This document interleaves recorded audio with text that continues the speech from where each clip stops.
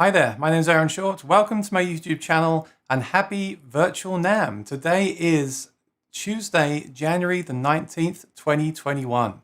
And after a bit of a slow start with the NAM show, I had an awesome chat yesterday though with Martin Guitar. That was so cool to hear about Robert's artwork on the Earth guitar. And we've just confirmed another chat with Martin at 11:30 a.m. on Thursday. That'll be awesome. I think more stuff is coming. I just heard a rumor that LR Bags will be releasing a surprise product this week. And I think that's possibly tomorrow kind of time.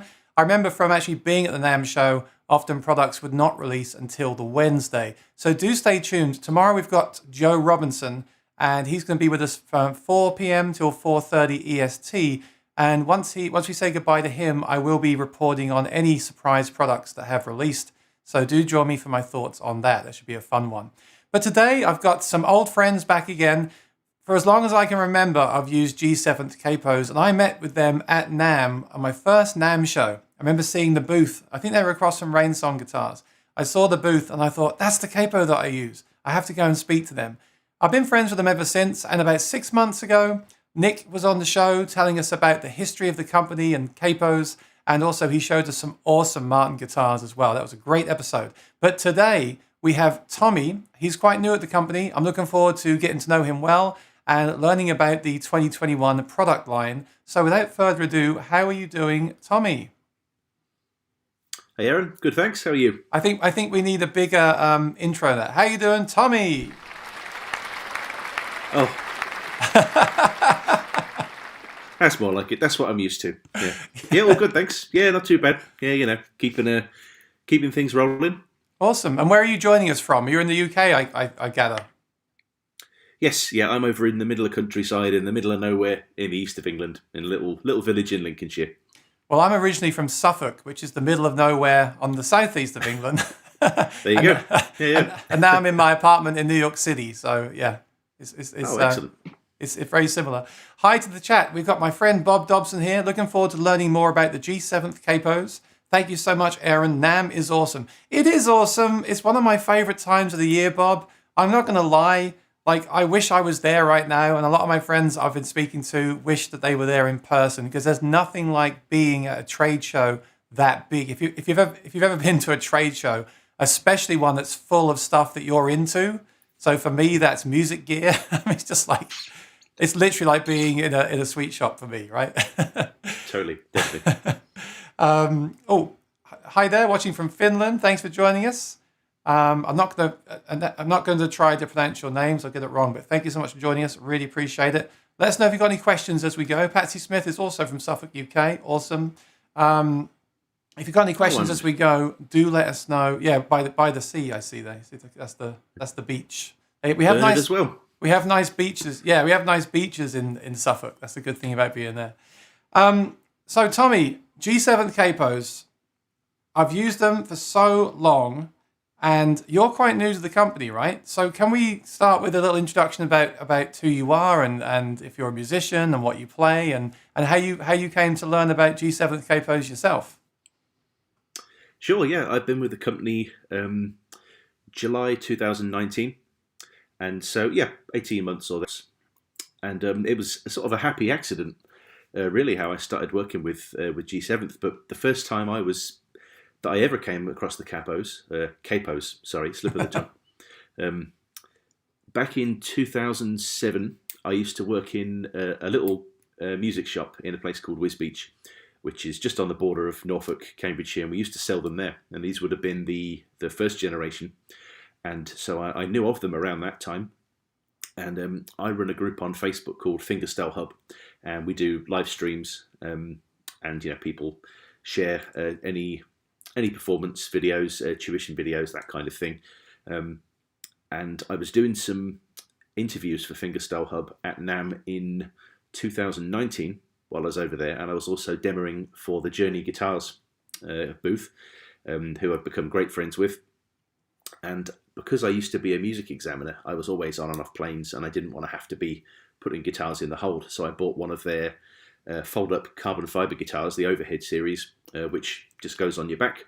And so I was demoing for them, and I was going around various companies, and I went up to Simon at G7th and said, "Do you mind doing a bit of an interview all about the Performance 3, which at the time was new?" And he kindly gave me a bit of info on it for Fingerstyle Hub. And then I realised that I'm about 20 minutes away from where they're based in Peterborough. So we got back in touch after NAMM, and I went over to their house and we had a bit of a chat about some ideas we might be able to do, giveaways through Fingerstyle Hub, that kind of thing, and a few connections that I had of people through Fingerstyle Hub. And after we met maybe 2 or 3 times, they mentioned they were looking for someone to come on board to do a bit more of the artist relations stuff and also the customer service. It might not seem like there's a terrific amount to do with something like Capos. It's easy. I don't know whether it's because they're small. People think, well, there isn't much to do then. A few people have said that and said, well, it's only a small bit of gear, isn't it? So it must be really simple. You probably only get 3 or 4 emails a day, don't you? And you think, yeah, that's logic for you, isn't it? So yeah, I've been on board since then, and I do a lot of the social media side of things as well now. And as you said, Aaron, in terms of not physically being there at NAMM, it's wonderful that we've got this show running, because it means we can still be a community and we can still all get together, so to speak. But I know what you mean. It's lovely when you can shake hands and take pictures and try gear out and all of that good stuff. You know, it's what it's all about, isn't it? Community. So yeah, that's kind of my history with G7th Capos, I guess. Well, thank you. I was being a little bit selfish because last year, the reason I was so happy is that I got in there. I was actually with Rainsong guitars. We have a lot in common, I'm starting to realise as we talk here. So Rainsong are carbon fibre guitars as well. So, and actually, that's how I met G7th at the first NAMM. They were across the booth from Rainsong guitars. So anyway, yeah, I'm being a bit selfish because I was there day one running around that place while they were building it. I got in with Rainsong to help them set up the booth. So I was there on the Monday. No, as you know, no one gets there on the Monday. So I was in heaven. I was there alone, like seeking out the new, the exclusive leaks and things that I could get. But this is better because this means everyone can join in. When you're at NAMM, you have to make videos, come home, produce them. They go out later. This is great because we can talk about your company in person. People can ask questions live. This in a way is better. So I do think the live streaming has an awesome element to it. I love it. I think it's fantastic. It's changed my life. But of course, I miss actually being there in person as well. So we'll talk about that later on. But that's a really cool intro. So yeah, we have quite a lot in common. So you approached them as a company, being an artist yourself. So the carbon fiber guitar thing, me and you were quite similar in some ways. That's cool. I like that. That's a nice story. Yeah, absolutely. So let's talk about what you do day to day. I know what you mean. So people think, right, what do you got to do with this? Like post a few pictures on Instagram and answer a few emails. What is a day like? Can you give us an example of what a day is like for you and what kind of emails and responsibilities you do have to do? Because I'm interested in that. Of course, yeah. I mean, it's a very cliche phrase, but every day is quite different, whilst being the same. So that the kind of jobs that I do are very similar, but the requests never cease to amaze me, and I mean that in a nice way. So yesterday, for example, I had a chap. I won't mention names. No, please don't. but I had a chap. I think he's got an 11-string classical guitar, and he wanted a capo to go over 7 of the strings. And so, of course, with something like a capo, beg pardon, it's very difficult to know sometimes if something will definitely work, if it's a little outside the norm. So in terms of neck depth and profile and all this kind of thing. So I get people to send me videos and pictures, and sometimes pictures from different angles to see the action and nut widths and all that kind of thing. I had somebody a few weeks ago send me an email about a 2-string capo, and we do a 3 and a 5, which I've got here and I'll show you. But we don't actually do a 2-string at the moment. And I said to the chap, we don't do a 2-string, but we do this and we do this. And about 5 minutes later, I got a photograph back of him with a bandsaw, and he'd chopped the end off it. and it worked. And whilst I'm not recommending anyone does that, because it will void the warranty and you might hurt yourself in the process, that kind of thing. I had a guy the other day, and I have actually got a picture of this, so I can prove this one. A chap from America said that he cut his hand while he was peeling an avocado, and he stuck a knife in the palm of his hand. And he said, but don't worry, because the clutch and the way that it holds in the Performance 1 capo allowed me to put enough pressure, and he had some gauze and a little lolly stick on either side of his hand, and he clamped it down on his hand and went to the emergency room. And he said when he got there, the doctor said, "Oh, you've got a G7th as well. I've got one of those."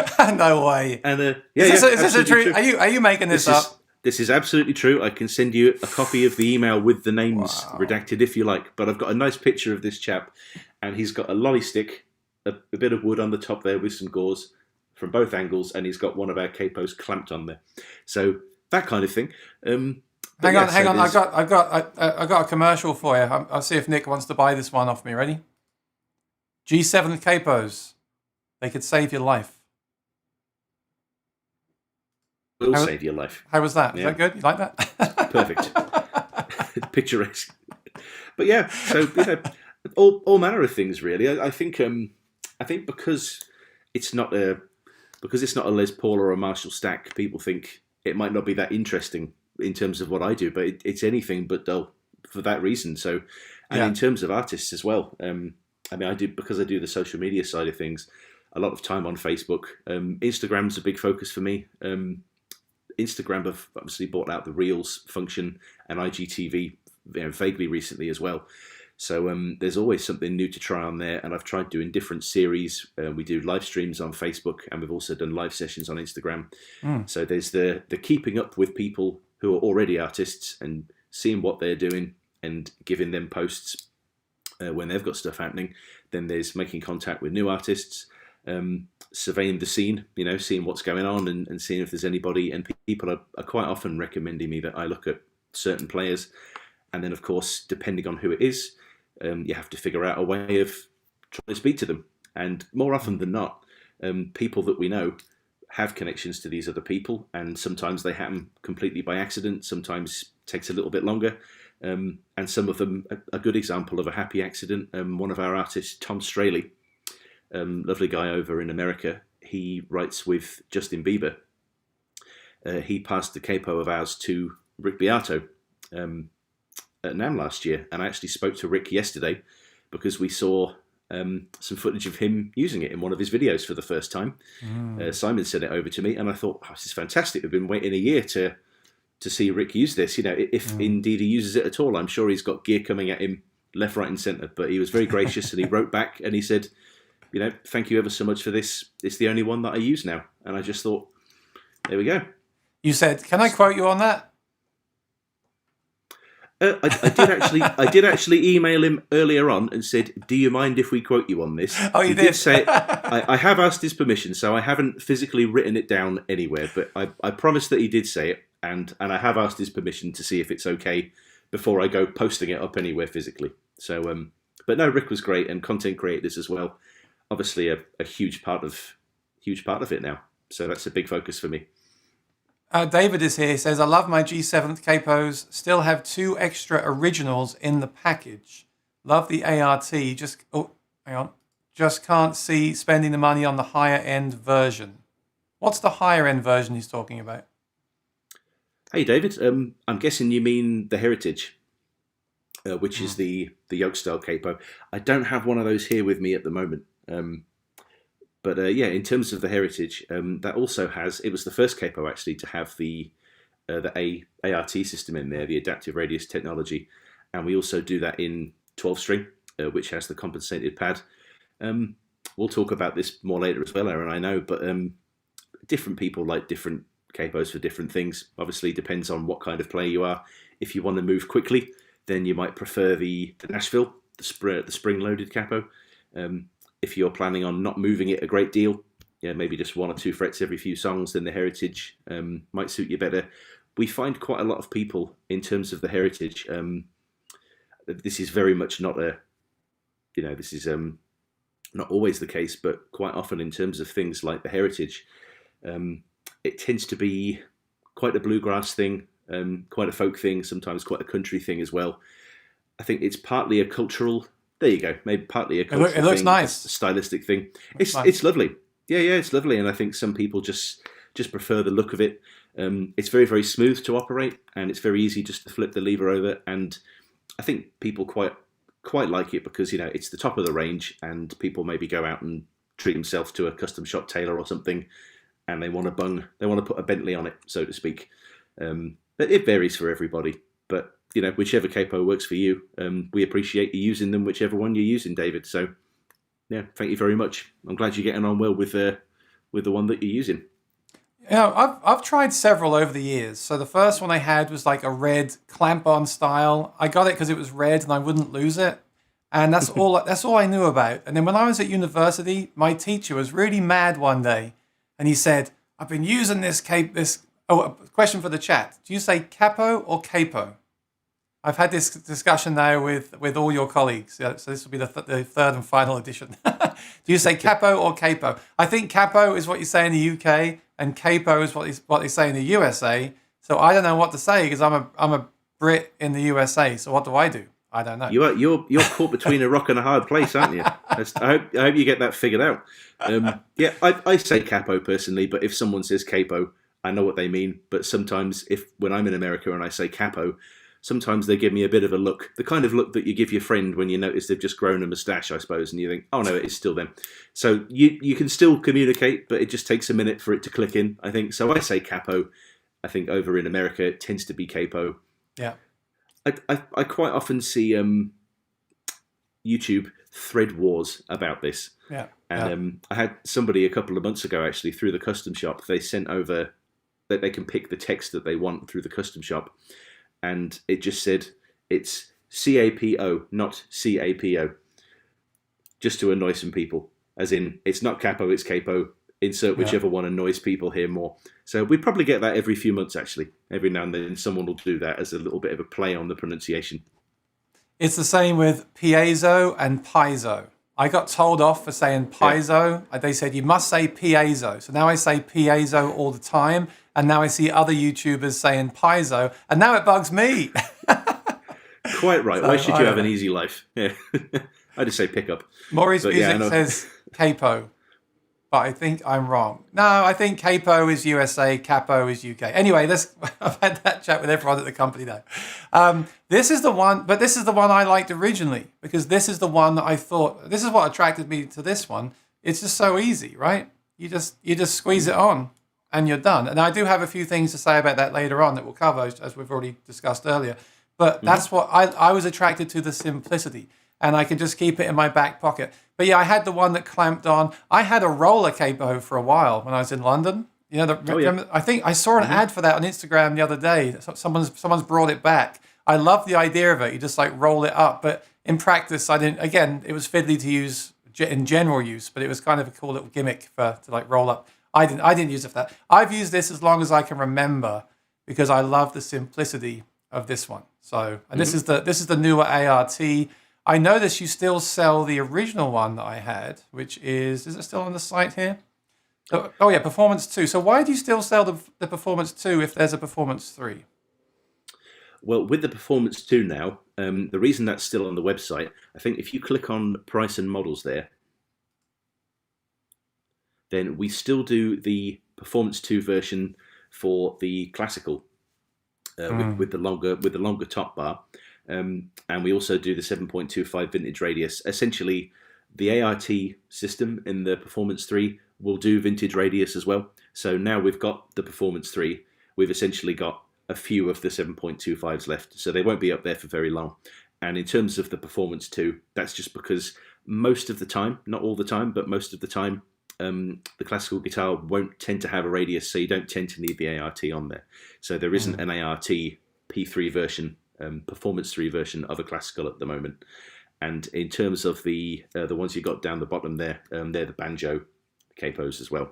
So they're still the original Performance version. I want to put it into dollars. There we go. Oh, there you go. We've got people in both countries.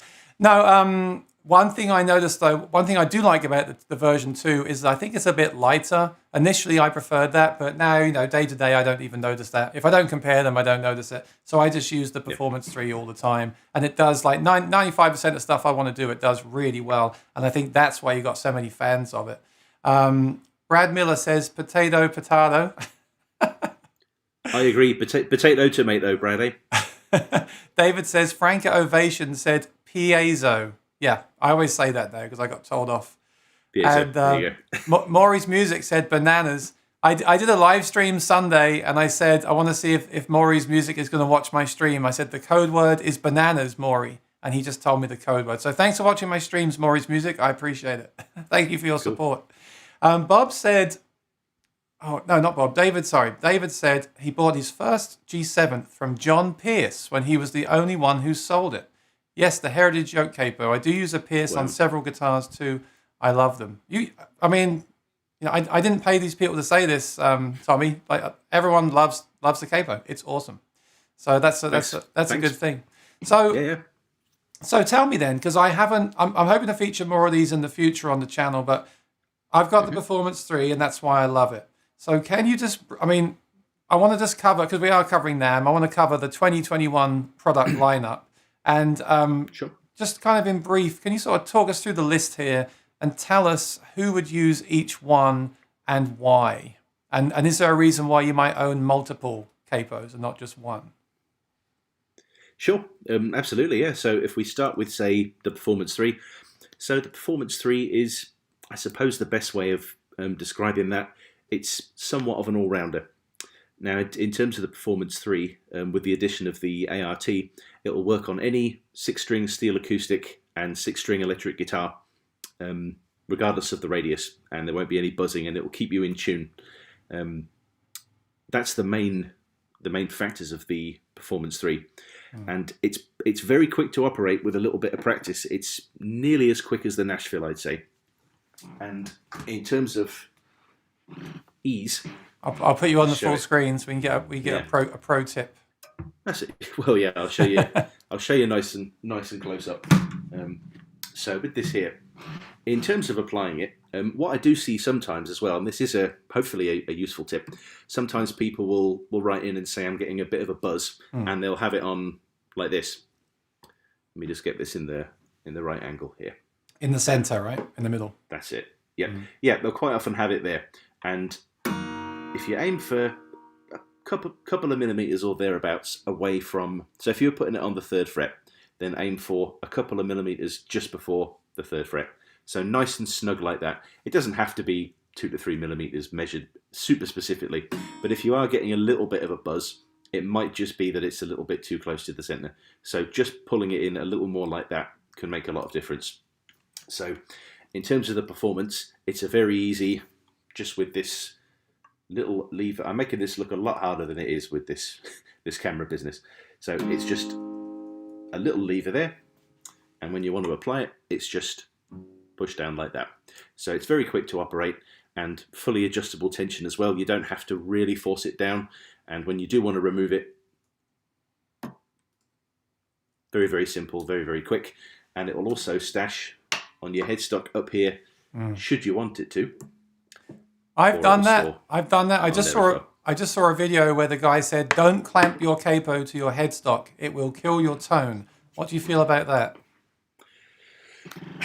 Well, I think from my years working in guitar shops, I heard both ways of it, really. I know I had one person come in and buy a capo specifically because they thought that by applying the capo to the headstock, it added more mass to the overall instrument, and so there was more sustain. And I've heard it exactly the way you just said as well. I don't honestly know. I think it's one of those things where, in terms of leaving the capo on when you're not playing it, we'd always say, don't be having a jam session one day, pop your guitar back on, leave the capo on for any extended period of time. Always best to take it off. Yeah. But in terms of leaving it on the headstock, I think it comes down to personal preference. I mean, in terms of killing tone, I think a lot of that's in the ears as well, isn't it, really? I mean, I wouldn't want to get into arguments with anything to do with tone and killing a tone, because it's very much down to your ear, isn't it? And of course, if you don't put it on tightly enough, and I did have someone a little while ago who wrote in, and they said, oh, I absolutely love the capo, but I put it on the headstock and I didn't quite clamp it on properly, and I moved and it fell off. And it didn't break, the pad popped out, and I showed him how to pop it back in, and it was all fine. And it's one of those things, if you do clamp it on tightly enough, it'll be fine, but it's probably not the best practice to leave it on there, because you'll forget, and you'll go and put it into the case, and you'll knock it on the case, something will happen. But in terms of killing tone or extending tone, my jury is still out on both of them personally. And so yeah, I think it's probably a personal thing in terms of tone there. I see a YouTube video comparison that nobody asked for coming soon to Aaron Short music. Oh, good. I mean, I need a few more bizarre emails a day between dealing with people who try and chop their hands off with avocado cutters. That will break up the flow nicely. You're going to regret coming on here, Tommy. Aaron Short said, "When I clamp it to the headstock, it changes the tone." Oh dear. All right. Anyway, I won't make that. I won't be making that video. No, I don't. I have done that. I usually just put it in my back pocket because I don't want to leave it on the guitar and forget. So yeah, I put it in my back pocket. It's fine. So yeah, that's awesome. And thank you for showing us how to put it on. So some people say that. Some people put it right over the fret, like right on the fret. Some people put it right behind the fret. And some people put it at an angle. I think I've seen Tommy Emmanuel put it at like an angle. So there's different ways to do it. Yeah, definitely. I mean, I think as someone's put in the comments there, David has put about Adrian Legg actually putting the capo on the fret. Yeah, I see people do that sometimes. I think really, I mean, in terms of it being at an angle as well, I can maybe give a bit of an example of this actually, because here's one I didn't make earlier, just brought down from upstairs. I've got a fan fret here, and not that fan frets are as common as non-fan frets, but in terms of these as well, I sometimes get people asking if it'll work on a fan fret because the frets aren't all working in the same direction.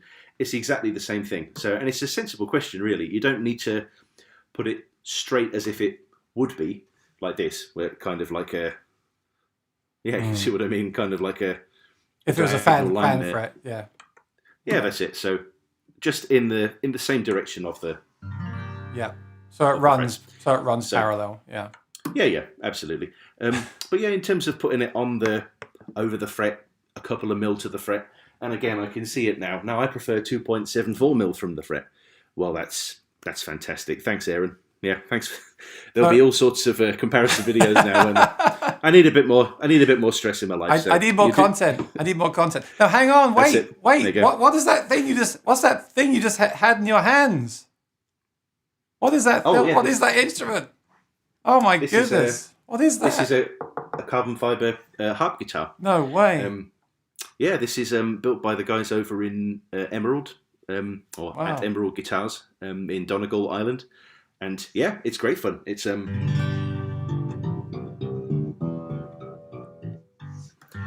think I've been playing it for about 10 years, and I'm probably 30 seconds ahead of you if you've never played one. There's a lot to learn. But yeah, it's great fun, and I use a capo on this sometimes as well, and it's good for figuring out different, playing around with different sub bass tunings on the bottom as well, and things like that. So yeah, it's good fun. I'm all for the carbon fibre. We fly this to America once a year, and I never worry about putting this in the hold because I just think if they wanted to break this, I think they'd have to be more dedicated than most. You'd need to drive something over it, I think. Not that I'm encouraging people at airports to do that either, because I don't want my guitar obliterated, whatever it's made of. But yeah, so yeah, the carbon fibre thing, I think, I think it's cool. It's catching on more and more, I think.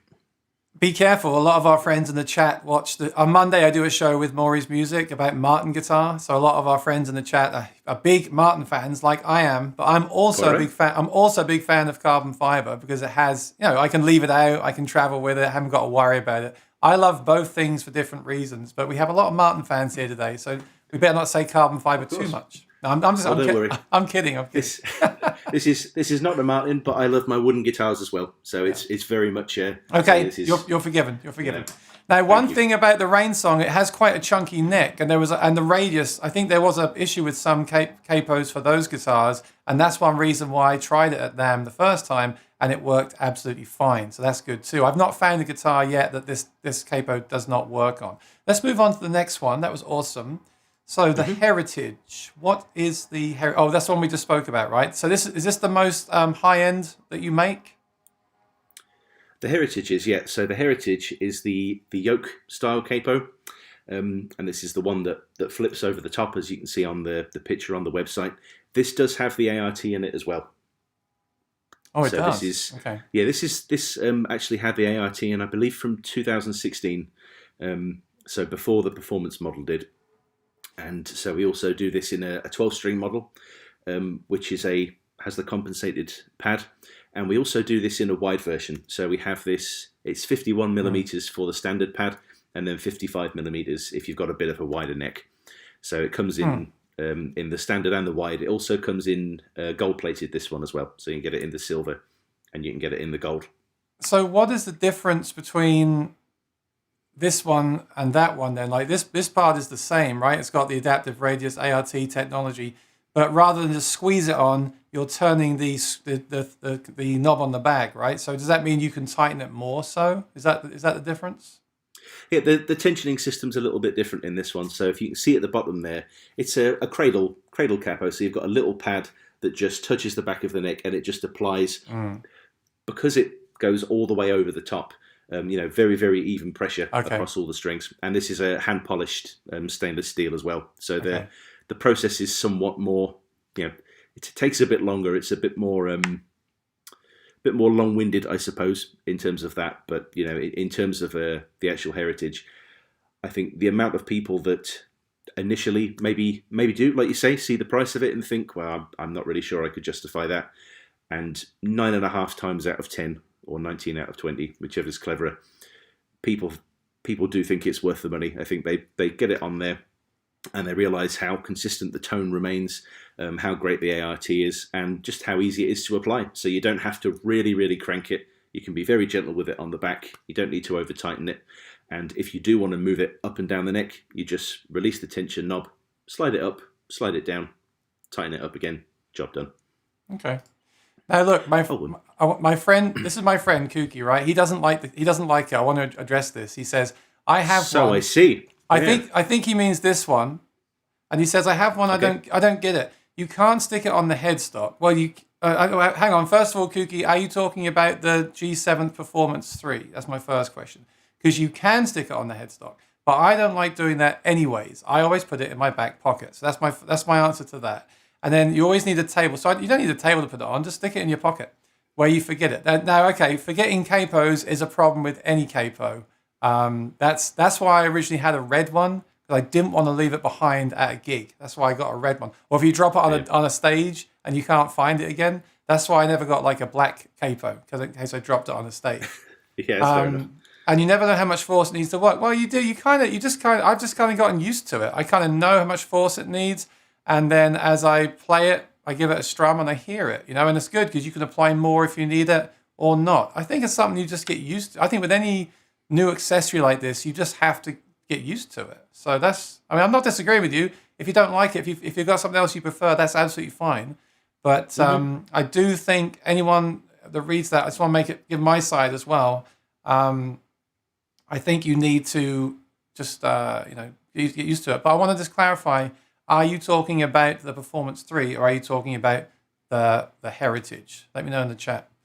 And also, Kooky, if you don't mind if I just add there as well. Yeah, please. Aaron, for this one here, something perhaps just to clarify, we're a very small team. So if you have got a question, you'll get an answer. So it's not a case of you're sending an email and it will go to one of 100 different people. There's myself and Simon who primarily do, I do all the customer service stuff directly, but occasionally someone will message one of the other members of the team and they'll filter it down to me. So if you want to, Kooky, I hope I'm pronouncing the name correctly there. If you want to, if you email me over at Tommy, so TOMMY.loose, LOOSE, at G7th.com, feel free to send me over a picture or a video of what you're doing at the moment. If you want to have a video chat like this, over Zoom or something, I do probably 2 or 3 of those a week as well, just to see what issues people have. Partly because it helps me understand things better, and then I can log all of it. I have an ongoing archive of any issues that people come across, and it's something that if we get 4 or 5 people saying the same thing, then it will make me think, okay, well maybe there's something there. Maybe there's a better way that I can suggest people do this, people do that. So I very much wouldn't say, well, you're wrong to not like it. I don't know specifically what the problem is without seeing it. So if you do want to send me over an email, we'll have a chat and set something up and see if we can figure it out for you. But thanks for commenting. Appreciate it. Yeah, yeah. No, I mean, customer. You must get a lot of customer feedback now from the internet, and it can only help things get better, which is a good thing. But I'll just add to that though. David said, "I want to mention your great customer service. My very early G7th fell apart. You sent me a replacement quickly. Had a weird issue with the performance too. You sent a replacement. So these do have a lifetime warranty. Am I right?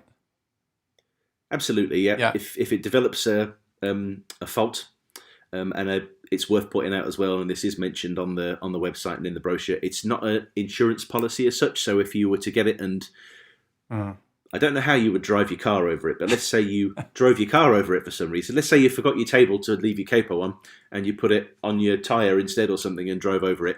That wouldn't be covered. But if there was a fault for any reason,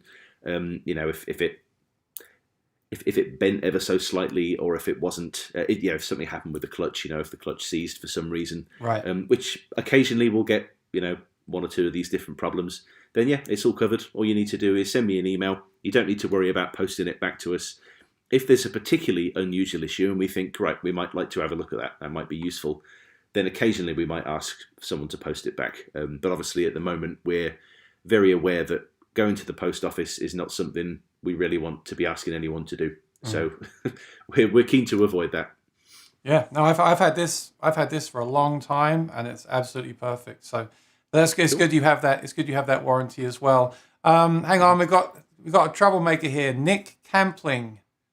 Who's that guy?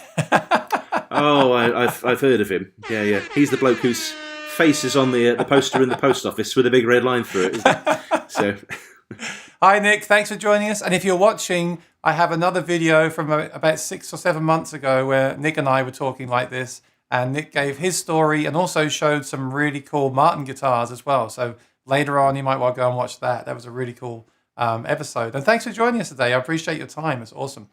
Bemo's got an idea for a new product. Can you build in a tuner and a wireless pickup for Aaron? He loves pickup. Okay, I do a lot of acoustic guitar pickups on the channel. Sure. I don't really I don't really need a pickup in my capo. Tuners, I don't know.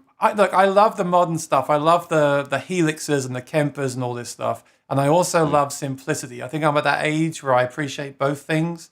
And I kind of just want a capo. I just want it to do the job it's supposed to do. I just want it to be in tune, intonated, no buzzing, easy to use. I just want it to work. I don't really care about adding other stuff. And what are your thoughts on that? Have you guys ever considered like adding? And you should check out these guys on April Fool's Day. They make the most hilarious videos. But I've seen one or two. I can't remember the names of companies now, because one thing that I do find since working for the G7th, kind of in the same way, when you play a funny looking guitar like that, like the harp guitar, whenever someone puts up something with lots of strings on it, instantly you'll get tagged 4 times every day. And I think with working for G7th as well, whenever there's anything, so the roller and the glider capo, and whenever there's anything capo based, whether it's got a tuner built in or a bit of fried chicken taped to the top of it for April Fool's Day or whatever it might be, I instantly get inundated with, have you seen this? Have you seen this? And you think, yes, I've seen that. Yeah, it's good, isn't it? Yeah. But in terms of, I think exactly what you just said, we make capos, we want them to work. And in terms of adding other stuff, I mean, there's no plans that I know of at the moment to add anything. In terms of adding a tuner or something like that, I mean, Nick with his engineering brain is one of these guys who would look at it and think, okay, right, I'd need to do this, and I'd need to do this, and I'd need to do this. And he'd actually be able to figure out the logistics of putting something together. Whereas I'd probably look at it and think, well, it'd fall off, wouldn't it? It'd be too heavy.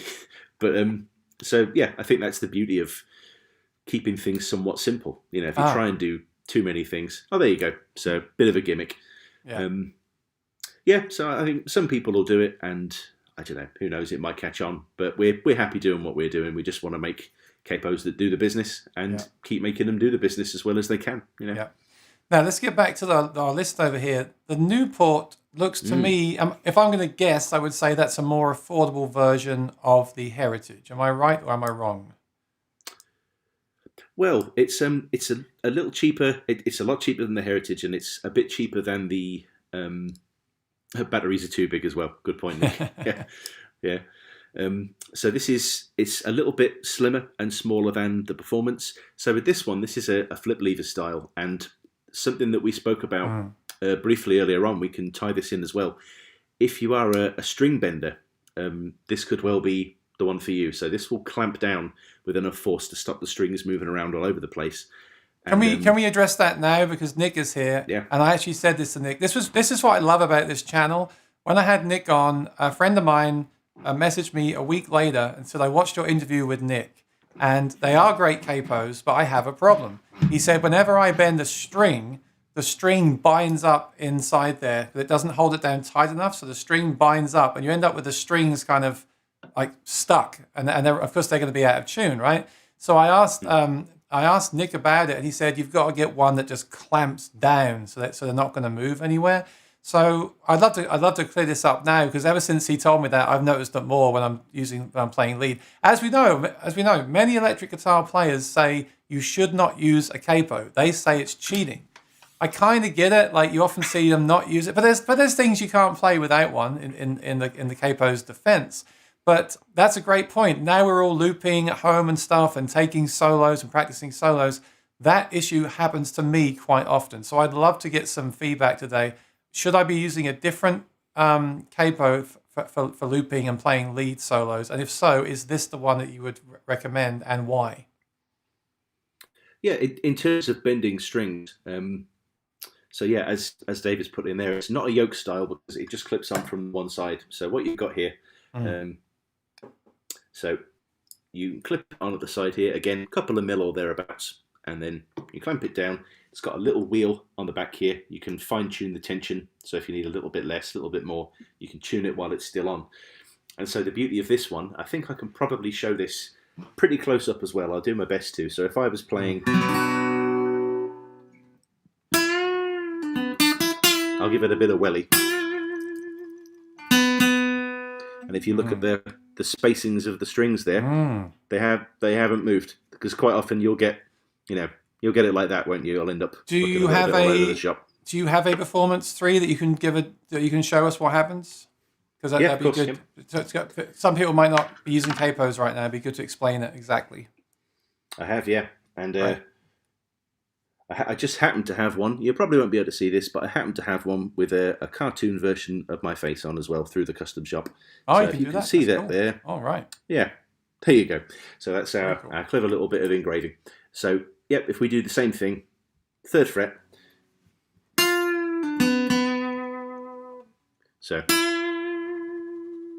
So in terms of how much it pulls it, it's pulled it a little bit out of place there. Not drastically, you can still play with it. Yeah, but if you give it a big bend, it will get like stuck right up there. But if you really, really yank it hard, then yeah, there you go. It's pull it a little bit out of place there. Yeah. And of course, what people will quite often do is they'll think, right, where's my G clamp? They'll really, really, wrench it down as hard as they can, which isn't a good idea. So right. So this one here certainly can solve that problem. Oh, great.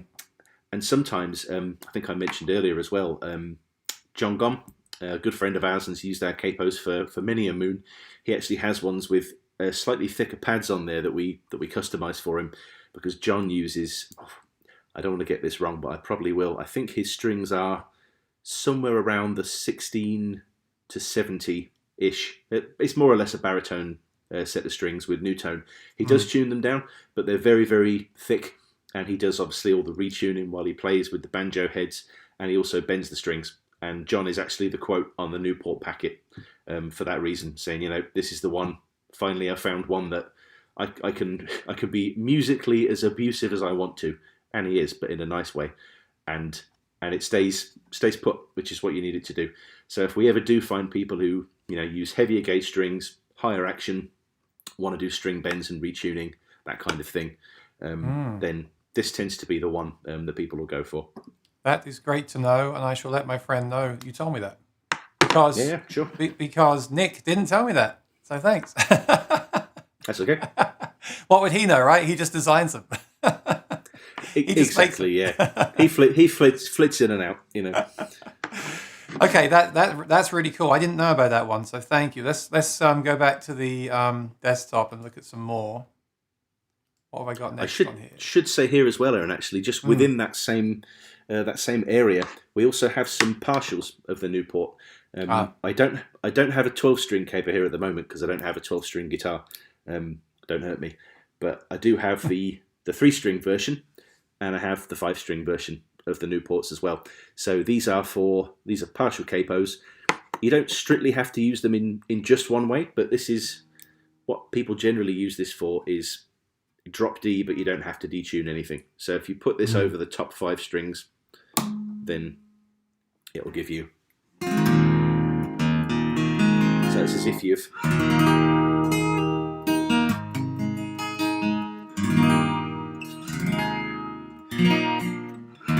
It's as if you've dropped the low string a tone, but you haven't had to retune anything. And along the same lines, this is what the dadgad one's for as well. So this is a 3-string partial, and this goes typically over the A, D, and G. So if we put that at the 2nd fret there, That's cool. Then, I like that. Yeah, it's a really handy thing. So it'll give you that nice.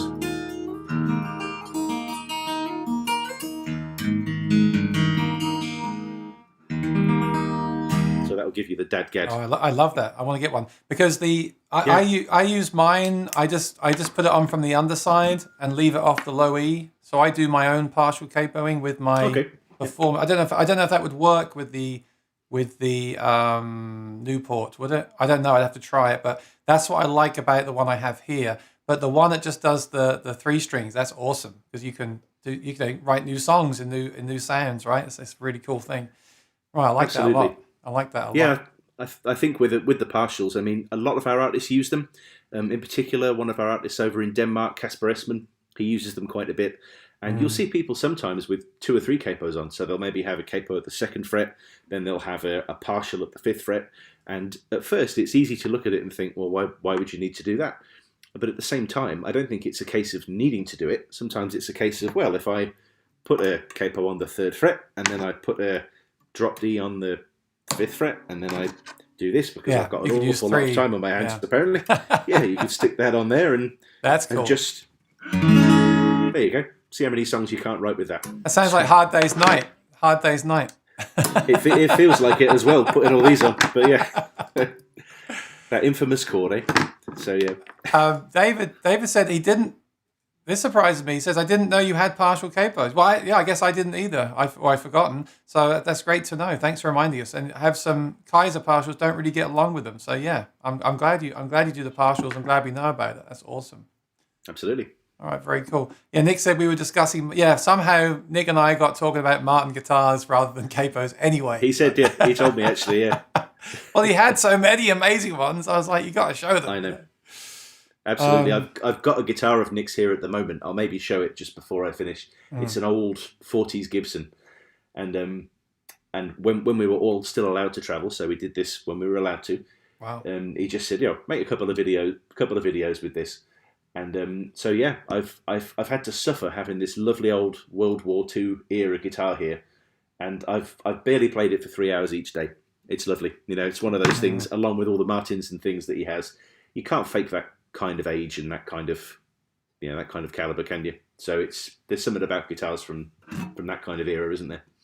Well, that we could now divert the whole video onto that topic because I was looking at someone had a 1969 D28 in Long Island here where I live, and I thought, wow, Brazilian and vintage, but on the other hand, I like shiny new. I don't like when my new guitar gets a scratch, so I don't know why I'm. And the question is, and you're obviously an awesome player and artist yourself, so I'd like to know your thought on this. Are old guitars better than new guitars? Just because it's old doesn't mean it's better. What do you think? I think again, probably. Well, it's a definite maybe. It's a definite Oasis situation there. I think there's a bit of a combination of working in the area of music industry that I do now, and also from the artist route, but also having worked in the guitar shop, you get a lot of people bringing in stuff that's been in the attic for 40 years. And because it's old, they think it's worth money. And sometimes it is, I mean, I'm sure not all of the 59 Les Pauls are accounted for, are they? So I'm sure that in someone's grandma's attic, there is hopefully a 59 Les Paul that isn't water damaged and intact, and hopefully it will see the light of day at some point. But in terms of old guitars and new guitars, I mean, with this one, I've had it for about 10 years. There's dents, there's scuffs, there's scratches all over it. And the first couple bothered me a little bit, but now I use them as fret markers. I've got one on the 7th fret here, I've got one on the 4th fret, so when I'm playing on a dark stage, and I think, oh, I can't see, oh, there we go, there's the 4th fret right there. So it's quite handy, you know, if you can use any nicks to your advantage. But in terms of things being old, I mean, I don't know if it's not a guarantee that they're better or worse. I mean, I suppose you can say that it's settled in, it's opened up, whatever phrases that we might use to describe things. But also, I think sometimes build quality is an issue. I mean, a friend of mine collects old Hofners, and they're lovely to look at, but you try and play any of them. I mean, it's like trying to play a bag of spanners that's been dropped on the floor. You know, they're even when you've paid to have them set up properly, the build quality is not always great. And again, that's not 100% of the time with old guitars. So I think, like with anything, it can be hit and miss. But really, it comes down to what you prefer, doesn't it? So whatever you like. Yeah, I get the whole mystique thing, but I think it's dangerous to assume just because a guitar is vintage, it's better than a new one. I mean, you'd really have to play them. And that's what made me laugh, because this particular person has no video or audio of the guitar. I'm like, you're saying that it's worth thousands of dollars just because it's old? Like, what if you buy it and you strum it and it's a dud? I mean, it could happen, right? Anyway, we took a sideline there. Let's get back to the website. This is what happens. This is what happens when you start having musicians on YouTube. You just talk about I gear. know. You start having fun. Can't have that, can we? My favorite place, Nashville, Tennessee. So this is only for country and western songs, obviously. Naturally, and Nick has requested that I get the Gibson out. So what I'm going to do? See, he's doing it again. He's making this into a guitar show and not a capo show. It's his fault. I know. I accept no responsibility. It's the best way, isn't it? I'll just go and get it. It's just over here. I'll only be a moment. While you're doing that, I'll show Nick my new T-shirt design. This is the Sandhole Sniffer shirt. Nick, you must order one for yourself. It makes a wonderful companion to your capo. Look at this. It goes right in the middle there. See? Now, a question for Nick. Can I have this printed onto the capo? Can that be put on there, that logo? Do let me know in the chat. I appreciate it. All right, let's go back to this Gibson. Here we go. Lovely. There you go. Remember, we are listening through the internet, but that sounds good. Oh, okay. So it's got, got mojo, right? They have the old guitars have serious mojo and stories to tell, and that's why they're cool. Oh, definitely. It's definite Austin Powers territory here. So yeah, it's lovely. Yeah, it's really, really nice, and I think at the back of the neck as well, you can tell where whoever's owned it over the years typically played. You know which position they're in. If you can see that there, let me just get the angle right. Yeah, you can see a bunch of the wear all in one place in particular. Something that's bothering me with the whole, put the capo on tight so you don't get that problem with the string bending. Is there any potential that I could dent? I mentioned earlier that a teacher of mine had a clamp capo that left a dent in the back of the neck. Is there any possibility I could do that with one of your capos? Have I got to be careful? Have you ever seen that happen? Is that something that can happen, or am I worrying about nothing? Well, in terms of it's one of those things to be sensibly concerned about, I think, because I think with any capo, if you get it and you just jam it down too tight, there's always the risk of that. But with the material on here, the silicone rubber of both the top and the bottom, it's inert material. So, and particularly if you've got something like a Gibson, with the nitrocellulose as well, it won't turn it orange. Obviously, you don't want to be leaving it on there for weeks and weeks. But because of that, because of the actual material that's coming into contact with the strings and the neck, it's not rock solid material that's going to act like razor blades or anything like that. So you could do anything to the point of extremity, I think. If you got it and really jammed it down way, way too hard, you could cause damage with anything. But because of the tensioning system on these, you don't need to go past a certain point with any of the different models. And also because of the material that's actually used, there's no danger of that in particular. So no, it's just I think you'd be safe there. Okay, so don't over tighten it. That's why I like these ones. You just squeeze them on. I don't feel like I can overdo it, but with the one where you turn it, I feel like I might overdo it to try and stop the string bending thing and might do it too much. But you're saying just don't go crazy, it'll be okay. Okay, that's Yeah, good. That's good to know. So just tell us quite about that. surprising. Yeah. Tell us about that guitar before we move on. Then, what is that guitar? What's the model and everything? Do you know? So this, yeah, if I've gotten this right, it is for sale. This particular guitar Oh, on Picker's Friend. Um, we can get links and stuff if people are interested. But Picker's Friend. essentially, I've made, yeah, I think it's Picker's Friend. I'm sure I've gotten that right.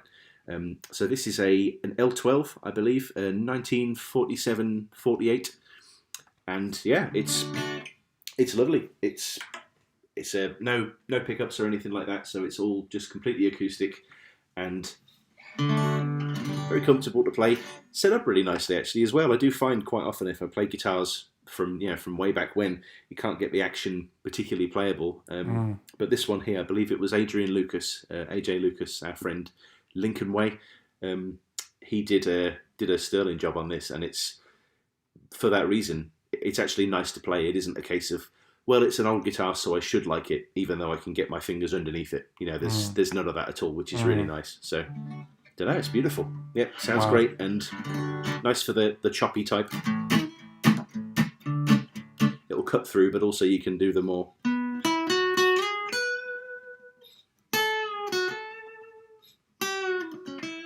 the mellower side of things as well. So it's nice, really, really nice. If I was you, David would say to me right now, I think you should buy it for yourself. Perish the thought. I might do, but yeah. No, it's beautiful though. It's lovely. They don't come along too often either. These guitars, do they? So Yeah, that's the thing. I need to do a whole episode on vintage guitars at some point. They're really interesting. And I was talking to our friend Spoon Phillips, who knows everything about the Martin guitar history. Mm-hmm. And the way he tells me about like the vintage stuff and how they were made and everything, it's just fascinating. Like I said, I really love new guitars for the electronics and the plecking and all that stuff. I think it's awesome. But the old stuff definitely has the mojo, doesn't it? Just that really cool. Oh, Story Peter's to here. tell. Yeah. Yes, exactly, a story to tell. Peter's here. What did he say? He said, oh, I missed him. Hang on. Here, I have at least 15 Capos, Shubs and Diodarios, both of which I liked for a while, and G7th 2 and 3 are my favourite now. I always keep a number of my favourite lying around. Wow, he's got several. I have one on my desk or in my gig bag and one on my desk because there's nothing worse than getting to like a gig. I think for a while I kept one in the gig bag and one in my cable bag. Because have you ever got to a gig and you don't have a capo and you've got to play Homeward Bound or the worst one is Here Comes the Sun. So I end up playing it just in open A. It's just in A, and I mean, okay, no one minds. It's fine. They don't care. They just listen to the singing because I sing as well. But it's just you're up there just thinking, I want to play the riff right now and I can't. So it is good to have two. Yeah, Definitely good to have a backup, isn't it? And I think just quickly going back to what you said earlier on, when people say, "Oh, we'll just learn to play it properly." Okay, well, you learn to play something like Here Comes the Sun and make it sound like it actually needs to sound, but play it down here or get someone to hold their finger over there and there are so many reasons out there. And I'll nicely sort of put comments to people and say, well, if you're playing something at the ninth fret or something up here, and the singer that I happen to be playing with needs to do it a semitone higher, well, what am I supposed to do? Tune those two strings up or put my finger there? I don't know how big your hands are, but mine aren't big enough to do it. So there are various arguments out there, but I like the discussion on it though. It's always interesting, and quite often people will say, okay, hadn't thought of that, particularly with the partials. I think they see the partials and they think, all right, well, just say I am wrong. I've got another 3 questions, and you think, okay, fair enough. So yeah, a bit of debate about it's always good. Sorry, Spoon, I'm confused. He's talking about Maitons now. Been around since the 40s, so they're rich. Tomorrow we've got Joe Robinson on, who played. He's talking about his. I don't know if Spoon is thinking we're doing Maton today, or if he's talking about something else. I apologise, but that is a good segue to say tomorrow at 4 p.m. we have Joe Robinson, and people like him. He uses a capo, right? And so I don't know, it's something they would say to me when I was at music school, at university. Like, I remember the electric players would say, oh, I don't use a capo. So, I get it, but there's certainly some things you cannot do without one. So, but yes, tomorrow at 4 p.m. is Joe Robinson. So please tune in for that one. David has a ton of capos. Peter also keeps one in the gig bag, even though I don't gig very often anymore. That's why I have 2 in here now, not in the gig bag. Who does? Yeah, who does? And David, yeah, good one from David. He says, "Tell James Taylor to play properly, please." Oh, tell James Taylor, tell everyone, tell Dave Gilmore to stop using his capo. Tell everybody. We must. Martin Taylor, Tommy Emmanuel. Everyone's telling Kooky that they like the G7th, so I want Kooky to have an open mind to go and give it a good shot again, and let us know next week how you got on. Yeah, give us a shout, Kooky. We'll have a chat, see what we can do. Spoon says you used to be a Maton man. I am. I have a Maton. I gigged the Diesel Special, which is like a mini 3/4 size guitar for years, and I loved it. Cool. And nice. Then I now have I actually have a Nashville Maton, great segue. The next capo we're talking about is Nashville capo, and they're great. As they're you great mentioned guitars. it, yeah. They're great guitars for plugging in. They're fine guitars in themselves, but they have the AP5 Pro pickup with the mic and the under saddle and all that stuff. I can hear my cat now. I don't know why it's got food. I'll feed you later. Okay, right. Let's go back to the website. I love these live streams because anything can happen. I might even just let the cat in here in a second. Okay. Just to see what happens, yeah. Well, what will happen is he will eat all of my cables and I'll have to buy new ones. The Nashville looks like the traditional kind of clampy type capo. So is this just like a preference thing, or is there a reason why you might want to use this one over the other ones we've talked about so far? Yeah, I mean, with that one there, if you see in there the spring capo that doesn't kill your frets and your fingers, absolutely. One of the main points of this as well that a lot of people like is it's pretty fast to move. So if you were to put it down on, say, the 3rd fret,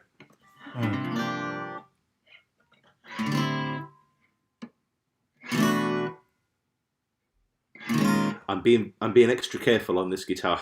I'm not yanking it too far. So yeah, it is just a case of squeeze these 2 here, and then you can move it. So it's very easy to move up and down. It clamps down with enough force so that you're not going to get buzzing all over the place from strings that aren't pushed down hard enough. But also, it doesn't clamp down with excessive force so that you need 2 hands to wrench it off. Again, sometimes. Oh, sorry, carry on. No, sorry, I was going to say, look at this picture. When we get back to gigging, I could use this. You know when you're in a small bar and people keep knocking into you? It looks to me like that piece is sticking out at just the right angle that I can poke them in the back to make them move. Of course, I don't need this anymore. Why didn't I have this 2 years ago? I could have put this to good use. There's still time. There's still time. I kid. So this one does just clamp on tight, right? This has no adjustment. This will just grab the strings and just hold them down. Am I right? Yeah. So this one here, it's just a case of it goes down onto the strings there, and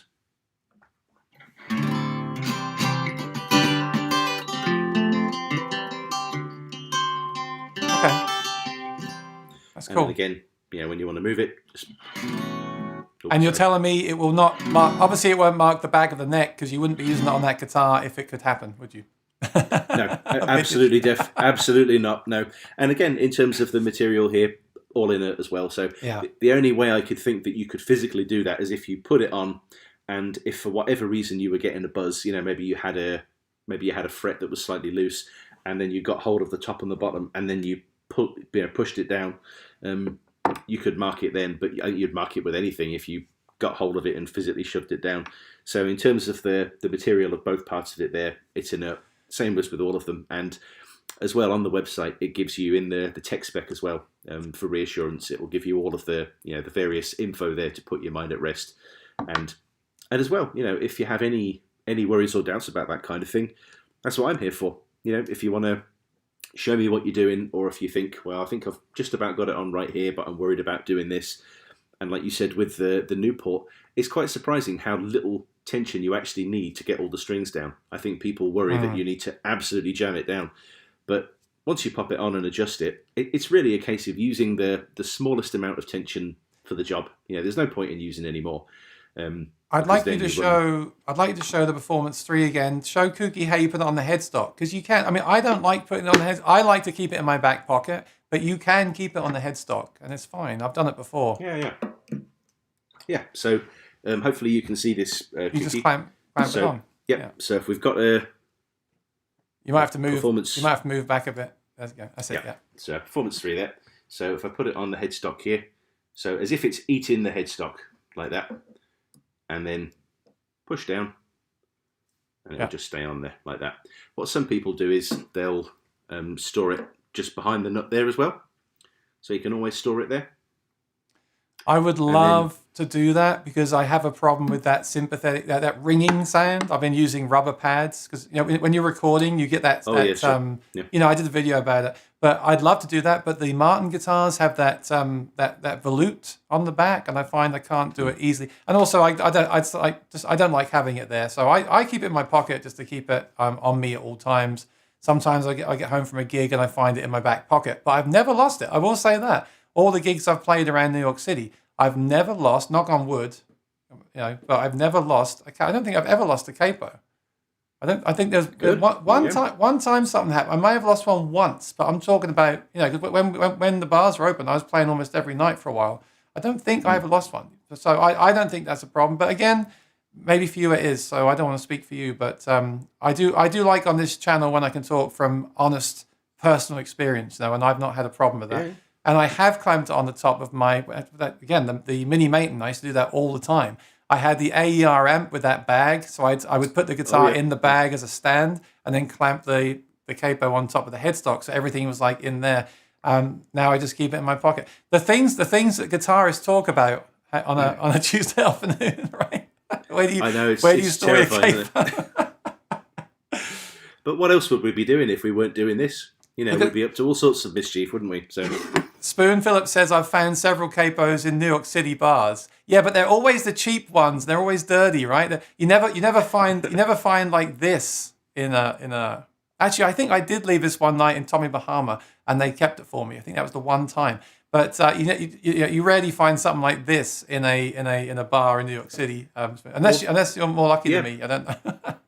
Well, that's as you say there as well. That's another thing with the Heritage as well. Obviously, with it being the most expensive line, I think people take care of them. I don't think I've ever had anyone say to me, "Oh yeah, I just left my Heritage behind." They guard it. I mean, if you had a Rolex or something, not that they're expensive as a Rolex, but you wouldn't just leave it. Wouldn't leave it on the bar, would you? Yeah, no, you'd guard it, wouldn't you? That is true. So, yeah. Also, I've done the thing where you. Not with such finesse as Tommy Emmanuel. He will unclip his capo and throw it, and it lands on the ground. I've done that a few times just for fun. Actually, many times. So I've literally dropped this on the floor, and look, it's still it's still working. This is the original one that I had, so it's still great. So very, very cool. All right, let's move on because we're only halfway through our list so far. I'm going to go back to the website. So that is the Nashville. So that's your clamp style, easy to move around, and for people that like that style. There's a lot of other companies that have that kind of clamp style capo. Again, the reason I liked yours in the first place is this design. But anyone that wants to try that design, that would be a good one to try out. Okay, let's go to the next one. The Ultra Light. So this is your most affordable option and the lightest option. There it is. Yes, I don't have an ultralight with me, unfortunately. But yeah, in terms of the ultralight, super, super light and, somewhat more affordable. And if you look on the left-hand side there, it's literally just a case of clipping the spindle part into the side and it bites in. Then you very gently just do it up at the side and it doesn't move. And it doesn't get in the way of your hand because of the profile and because it's very, very slim. You don't have to worry about bashing it with your hand or anything like that. So it's affordable, click, twist, play. So this one you couldn't clip to your headstock or your mic stand. This one you'd have to keep in your pocket, right? Oh, I lost him. I think he turned his thing off. Can you still hear me? Okay, so cool. If you can still hear me, call me back. Well, you won't hear me, right? I'll call me back. He'll call me back. It's fine. Let me go over to the chat while I'm waiting for that. Oh, he's here. I think you hit the wrong button. Sorry, it just went off. I didn't touch anything, honestly. Oh, really? But I don't know. Sorry about that. But I'm back now. Don't worry. Let me just say because we're running over time. I hope that's okay with you. We'll go we'll go for like another 30 minutes. I am going to end at before 6 because Maury's Music is going live with Spoon Phillips talking about new Martin guitars. At that point, I'll ask our friends to go and join them. Just give them a little shout out there. So 6 o'clock, go and tune in to Maury's Music. And everyone else, thanks for staying with us. Do let us know your questions today while we're live, because now is the time to ask. So the ultralight, I've always wondered then, was this made as the affordable option, or was this made to be like the super light version that people want because they don't want to feel any weight on their guitar? Or was it made for both of those reasons? Yeah, I mean, I think with this one here, this was 3-4 years ago. This was 2007 that we put this one out. And so, yeah, more of an entry-level piece and more affordable, so that people can still have, be part of the G7th brand and still use our products. But if they don't maybe want to go for something that's a little bit more expensive to begin with, or if they're used, quite a lot of the time as well, when people first use a Capo, they maybe do use whatever's convenient, whatever's cheap, whatever they get given, that kind of thing. The first one that I ever had was one of those £1.99 ones where you have the little strap and you have to yank it over the top, and there's a little plastic bit and it shears off at the side. And so I think a lot of the time you use whatever's nearest. Whereas with something like this, it's a way of still using, a proven Capo that works, very easy to operate, doesn't get in the way of your hand, and reliable. So within those parameters, I suppose, yeah, for all of those reasons. This would also be a great thing to have as a spare. So if you do want a spare one in all your guitar bags, you could buy these, leave them in there, very light, very small, and you've always got a spare. Wherever you are, you've always got something to use. That's a cool option too. So that's nice, and probably good for the ukulele too, because the ukulele is such a small instrument. Might be good for that too, being so light. It's very cool. Absolutely. I think people sometimes see that one and just think, oh, well, that's not as good. That's beneath my level or whatever, maybe. But you take someone such as Muriel Anderson, who's been a professional player for 35, 40 years or more. I see her using her ultralight more than any other Capo on her harp guitar quite a lot as well. And I just think, well, if it's good enough for Muriel, then it's probably good enough for most people, isn't it, really? So there's nothing, it's not a case of it's cheaper, so we didn't put as much effort into it. Not that at all. That's cool. I haven't tried that one yet, so I'm going to try that one, and I'll let you know what I think. The Performance 2, like we said, is still on the website. I still like it in a way because it is a little bit lighter than this one. If that is a real factor to you, the weight, then I would say maybe go for the Performance 2, because I do quite like the fact it's a bit lighter. But I also, on the flip side of that, I like the ART radius technology in this one as well. So that's really what's your advice to customers on whether they get a 2 or a 3? Well, in terms of the Performance 2, you can't actually buy that. They're not being produced anymore. Okay. You might still find them in music shops. Occasionally I'll still get people say, "Have you got any of the Performance 1s?" And we don't have them anymore. We haven't made them for a long time. But there's one chap over in America, Jim Up. Whenever he goes to a thrift store, and for anybody who isn't over in the States, a second-hand store, a charity shop, that kind of thing, he'll always buy them. So it's one of those things where people like them, they get attached to them. It's what they started with. But yeah, in terms of the weight, the second model is a little bit lighter. But as Nick's just said there, the reason that we still have the Performance 2 up, they're not being produced anymore, but we still have some of the vintage radius ones, and we also have the P2 in the classical range as well. So that's why they're still on there. Okay. So the Performance 1 and 2 are now vintage models, and we should all seek them out on the internet later on tonight. glass cabinet territory, most certainly. Hi, Rodrigo. What Capo do you use, my friend? Do let us know in the chat. Spoon said Muriel plays ultralight guitars as is, so the lighter Capo would be a good match. That's why I like it. But honestly, it's one of those things where when I felt the weight of the 3, I thought, well, I prefer the weight of the 2. But then I've been using the 3 ever since, so it's not a problem. So it's just one of those things. And if you want really light, then go for the ultralight. Of course, makes sense. That's it. Really important question from Marco: Which Capo does Noel Gallagher use for Wonderwall? Because that's the song that makes us the money, right? On a Saturday night. I don't know. I never looked actually. That'd be a good question. You should get one of these to Noel Gallagher. Yeah. That'd be a great. Well. I'll say it again. Well, he's done it already.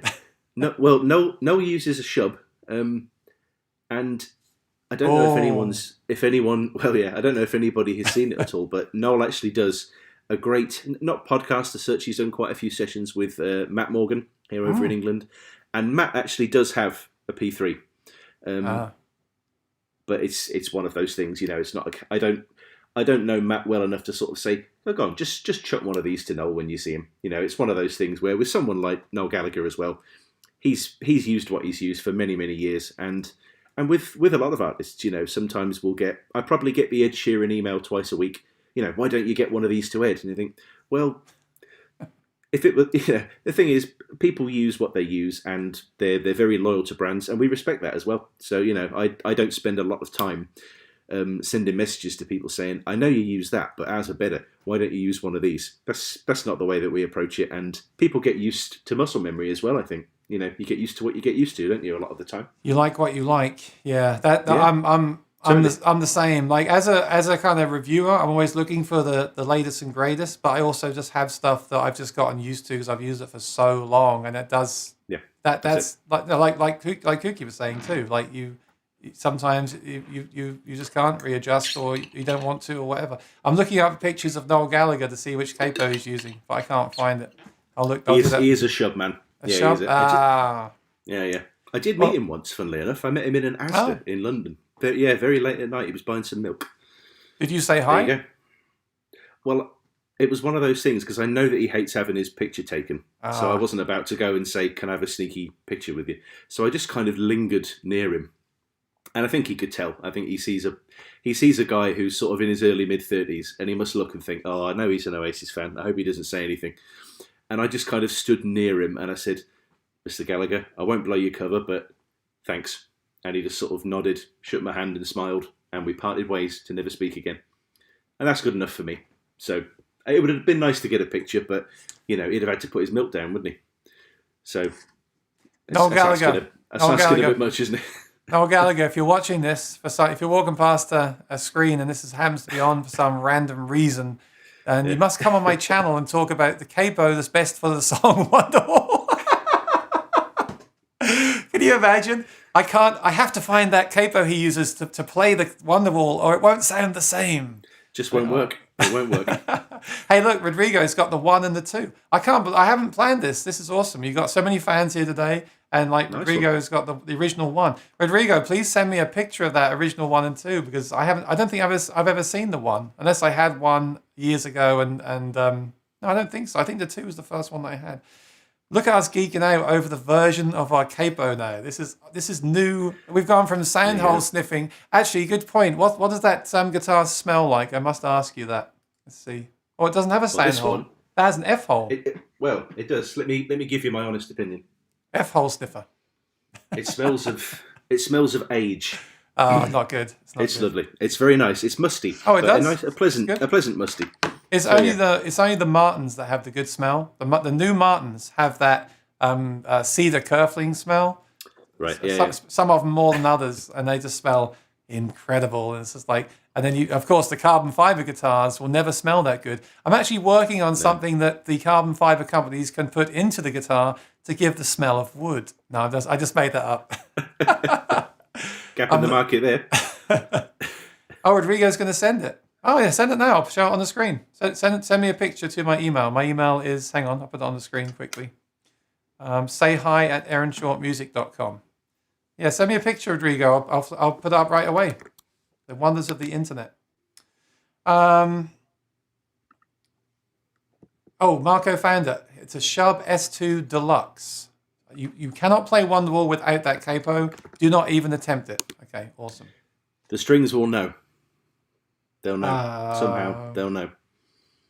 Oh, David said a friend of his was Noel's guitar tech on a tour. See, these are the people that I really want to also have on my channel. I tried to get in touch with the tech from Paul Simon and people like that. I want to know what pickups they use, all that kind of real nerdy stuff.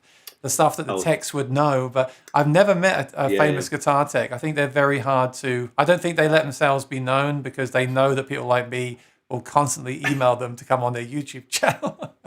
Well, I tell you, Tex. I should have mentioned that earlier on. Tex is one of the most interesting parts of the job, because I mean, earlier, or when would this have been? The end of 2019. One of our artists, his name's Luca. He plays for a real range of people. He plays for Emily Sandé. He plays for Stormzy. He plays for Craig David. no end of other artists. And his tech, a guy called Tom, he shall remain one named, so that no one tries to get in touch with him.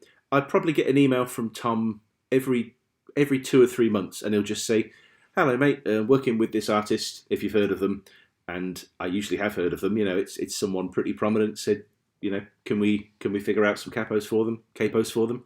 Yeah. And it's great. When you get to know the techs as well, and a lot of these people who are the session players, they play for lots of different people, so the tech moves around, and they work with lots of different artists as well. And so yeah, some of them are more accessible than others, I suppose.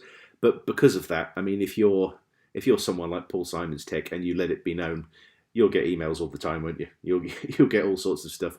Whereas if you can remain somewhat off the grid, then it's a little bit easier to do your job, I think. Yeah. No, you can find out. I have messaged people; they just don't reply because it's it's like that thing, isn't it? It's like when you're a guitarist and you go to a party and they say, "Can you play a song?" and you, and you say, "No, I don't want to. I'm not. I'm off tonight." It's the same thing. That's it. I definitely could. Yeah. But that obviously for channels like this, that's the ultimate thing to have famous musicians, famous techs actually talking about the stuff that people actually use and why. But my fear is that someone like Noel Gallagher would just say, "Well, that's the one I have, and I write $1 million song, $1 billion songs on it. I don't really care, and why do you care?" So that's my fear as well. Like, I don't think he's a gear person. Although I've heard him talk about his Martins and his anthems on interviews, so I don't know. I could be wrong. He's very honest, isn't he, Noel? I think whatever you ask him, he'll be honest, if nothing more, and probably somewhat explicit as well. So that's kind of his thing, isn't it? Yeah. Well, we'll see. One day. You never know. Let me go back over here, and let me see. Did we cover everything? Okay, so just quickly cover this. You do have a custom shop. You can have. I was just saying to Nick, can I have this logo put on a capo? He said the problem is it will be very small. So I guess you'd normally have your name on the capo, like Aaron Short would be on there. That's a great idea for Kooky. If you're worried about losing your capo, get one with your name or your cell on it. Well, that's it. Yeah. I mean, in terms of the size, here's one I made earlier. You can see my name on there. And if you can just see that on the full screen at all. Yeah, make me maybe nice and big. Maybe I don't know if you can see that. I saw it earlier. There we go. Yeah. There you go. So you can get a couple of names on there reasonably well, and then on the back you've got maybe a centimetre square or thereabouts on there to play with as well. So you can get something on there, But I mean, if you want the entire Ezekiel speech from Pulp Fiction, then you might be out of luck. But yeah, and some of the things that people request to have on them are amazing as well. It's that's something that I really miss about being in the office. Actually, on a Monday morning, Simon would open the custom shop offers, and sometimes he'd just say, "Wow, look at that! What do you reckon?" And I'd look at it and think, yeah, we can't do that. Let's find a polite way of telling them. So it's interesting. People have all kinds of things. They'll have bits of scripture, or they'll have their wife's name, their partner's name, their kid's name, or a band logo, stuff like that, or lyrics from songs, or "Do not steal this capo, pain of death," that kind of thing. That's funny. So yeah, I think that just makes people want to nick it more, though. Unfortunately. Yeah, I agree. But that's cool. I like that you do that. That's really cool. You do 12-string versions. I don't have a 12-string yet, but you have a 12-string. I guess that needs more pressure. Is that right for a 12-string? What's the difference between a 12-string and why can't I use my 6-string capo on a 12-string guitar? Well, that's not to say that you absolutely can't. You might well be able to, and sometimes people will do. I'll get people write in sometimes and say, "Well, I use a 6-string capo on my 12-string, or I'll use a 12-string on the 6-string, and it works fine." And I just think, yeah, sometimes it will. But with the 12-string version there, if you look at the ridges on the left, it's got a sort of staggered teeth pattern to compensate, because obviously you've got the slimmer string and then the heavier string. And so it just, basically, it's more scientifically correct in terms of what's actually going on with the profile of the strings. So it's, a lot of the time with 12-string capos, people would really jam them down because of the sheer amount of tension needed to hold all the strings down. But whereas with this one as well, with the compensated pad there, which is also available in the Heritage, you don't need to force it down and make it go out of tune, and you won't get any muffles or buzzes or anything like that. I tell you what, that's a nice picture. Who took that picture, that photograph? That's a nice photograph, isn't it? Very, very cool. I'd love to take credit for it, but it wasn't me. I don't know who took it actually. It's very nice though, isn't it? Really, really nice. Yeah, very impressive. Okay, let's see if I missed anything on your website. I think we're probably down to the special editions and the extras and spares now, aren't we? Which is well, what it says on the tin. What special editions have you done? I didn't know about that. Let's see. Well, special editions, there's quite a few possibilities, really. I mean, the custom shop covers it to an extent when it's in terms of engraving. Over the years, we've done different colours. So we've done blue, we've done red, we've done white. And with these as well, there's also the Hope for Justice Capos, which are a wonderful charity that we're involved with. And you actually get a little slip of paper about Hope for Justice with every G7th Capo that you buy. So they're a charity that we're very supportive of. There's also the Gordon Giltrap special edition on there as well. And 18 karat gold. Nice. Yeah, and in terms of other specials, if you look at the custom shop in the Heritage, there's actually 5 different styles on there. So you can have the Anthocus engraving at the sides, and you can also have custom text on the top of the bar, on the side of the bar, and there's pictures as well. So there's lots of different possibilities with the custom shop. Rodrigo, I'm sorry, I don't know what you're saying, but do you know Tommy? I will. He sent me some pictures. I'm gonna bring up on the screen before we start to wrap up. Yeah. It'd be nice to show.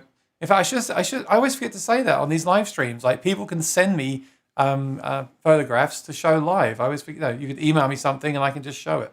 It's really cool that you can do that on a live stream. Yeah, absolutely. It says Performance 3 is really beautiful. Congratulations on that, my friend. Let me see if I forgot a picture of his. Okay, we've got a lot of friends from the Acoustic Guitar Forum on today, where I spend most of my time. Oh, it's great, isn't it, on the forum? Yeah, I enjoy sifting through there and seeing what's going on, and it's a great place to get feedback. Actually, really, really good place to get feedback, because people will be very honest on there, and if they're not getting on with something, then it's really helpful to know why. And 9 times out of 10, it's a small issue that we can fix. But it's just good to get more feedback, because the more we know about what people want, the better we can make the products. I'm just going to throw up the picture over the top of the screen here. 1 second. No, in fact, I'll tell you what I'll do. I shall close the website and I shall put it on there. I'll just do something here. I don't want to close the software by mistake. All right, here we go. So this is our friend Rodrigo. We've just become friends about a week ago from the forum, and he performs live from Brazil on his YouTube channel. So do put your link in the chat, Rodrigo. And this is him. So he's got the 2. So can you identify those 2 by sight? Yes, the one on the left is the Performance 1, and the one on the right is the Performance 2. Ah, there we go. So yeah, there's that vintage. I'm very jealous of your vintage one there. There you go. Wow. That's a vintage index finger you've got there. So the index finger's worth more than the middle. And then I got a picture of the guitar here. There we go. Oh, cool. So he's using 2 capos there to do the same strings. So if you can, why not? That's going to be clamped down. I'm just kidding, Rodrigo. That's going to be clamped down real well. I'm just being silly. Sorry. Okay, let me take that away. Yeah, when you're talking about capos, you have to make jokes all the time, right? You got to keep it interesting. What else is there to do? Exactly. That's the thing, isn't it? You have got to keep the momentum going, haven't you? And there's one there. Thank you for sending your photographs. I really appreciate it. That's awesome. Okay, yeah, put a link to your channel in the chat, Rodrigo, if it will let you, of course. Okay, I'm going to hide that. Now, we need to wrap up soon, but I'm a bit disappointed. There's something I wanted to talk about, because I didn't realize how cool this was. I wanted to talk about the products, of course. I wanted you to promote that. But we were talking earlier about, you were saying that you deal with the social media and you deal with artists and promotion. And I wanted to kind of pick your brain, perhaps for the last kind of 10 minutes. I want to ask you your opinion on, or get some advice, because most of us now are live streaming, right? I'm live streaming. Rodrigo is live streaming. We're starting to do produced videos. Maury's Music is live streaming. We're all doing produced videos as well. So what do you think? I mean, you work in marketing. Have you got any tips or advice for musicians that are looking to grow their presence on social media? As a artist relations guy yourself, what should musicians be looking to do to kind of network with companies, and what do you think is the most important thing right now regarding the internet? Do you think it's YouTube? Do you think it's Instagram? Is there anything new coming up that we should be getting on and watching out for? What's your kind of professional insight, I should say? I'll start my response off with something that my friend Thomas Lieb said to me at my first NAMM. Now I won't tell you what he actually said because there was some naughty words in it, but I'll give you the clean version. And It's fine. I got this. No, just kidding. There you go. No, just kidding. Don't swear. I'll just point. That's it. I'll text you when I'm going to swear. The way that he put it, it will probably seem a little bit what's the word? It'll probably seem like a bit of a downer at first, but it's actually sort of steeped in reality, and it's helped me stay very grounded from the artist point of it as well. And I think it would do a lot of artists good to think like this as well. So when I was doing the demo the first year at NAMM, I'd been to some shows in the UK, and I'd been to Music Live and the London Guitar Show and the acoustic one and Wembley and all of those. And they're all good, but anyone who's been to Winter NAMM knows that there are 20,000 booths there. I mean, you can walk around it for 4 days and still not see half of it, can't you? So it's colossal. And I can remember, however experienced you are, I think the first time you go and you just look how much of everything there is, it's easy to just be a bit overwhelmed by it. And I saw Thomas because he lives pretty close by in California, and he came up and gave me a hug, and we did all the pleasantries, how's the family? And he said, "Oh, is it your first NAMM?" And I said, "Yeah, it is. I'm really excited." And he said, "It's good to be excited, but when you do your demo for Journey, don't worry if there's not loads of people watching you, because someone will be filming it. It'll go on YouTube. You can do that bit afterwards. Shake hands with everyone, meet everyone, get pictures with everybody. But above all, just remember, nobody really gives a hoo-ha." And I said, "What do you mean?" And he said, "I mean it in a nice way, because whatever you're doing, however good it is, whoever you are, there are 150 other things happening at the same time. Yeah. So don't take it personally. You can bet your life that your 10-minute set that you've worked for months to try and get these 2 songs right will be exactly the same time as Tommy Emmanuel's playing on the Maiden booth. It just will. It's just the way life goes, isn't it? Life isn't that kind sometimes. And that really helped me stay grounded. And I think for musicians as well, just to keep that in mind, because if you're messaging a company and they don't reply straight away, don't message them 15 more times. They're probably not ignoring you because they don't like you. It won't be that. It'll just be a case of, okay, you're one of maybe a few hundred people that have gotten in touch today. I give everybody the time of day. I get back to everybody, but not hassling, and not just. Probably the worst one for me is getting a Facebook ad, on a personal Facebook ad, and I don't even get a hello. I just get sent 4 or 5 Spotify and YouTube links, and I just think, okay, you're just adding everyone who's got a picture of a guitar and sending it. That doesn't stand out, and I think, to be honest, it kind of repels people away from you. So I think a good thing to do is have a sense of perspective with it. Whoever you're sending it to has probably seen 100 other guitar videos that day as well, and have a press kit. It doesn't have to be anything fancy, but links to everything that you do. Linktree is very good. You can use Linktree. Having a website's important, I think, because you never know how long Facebook, Instagram, Twitter will be around for. But if you have a hub, your own website, you can link whichever platforms you're using to that, whatever's doing well at the time. I think another thing as well, with the live streaming, like you say, everybody's doing it, needs must. Make it as good as you possibly can. I mean, your setup here that you've got is fantastic. I'm sorry that the camera I'm using is not as clear as yours is. I know. Nick, can you send an HD camera for the next interview, please? Thank you. That's it. There you go. I'll swap you an old Gibson for it, kicking around the place. But we'll have 2 for that. But one thing I would recommend, a good friend of mine, her name's Emma McGann.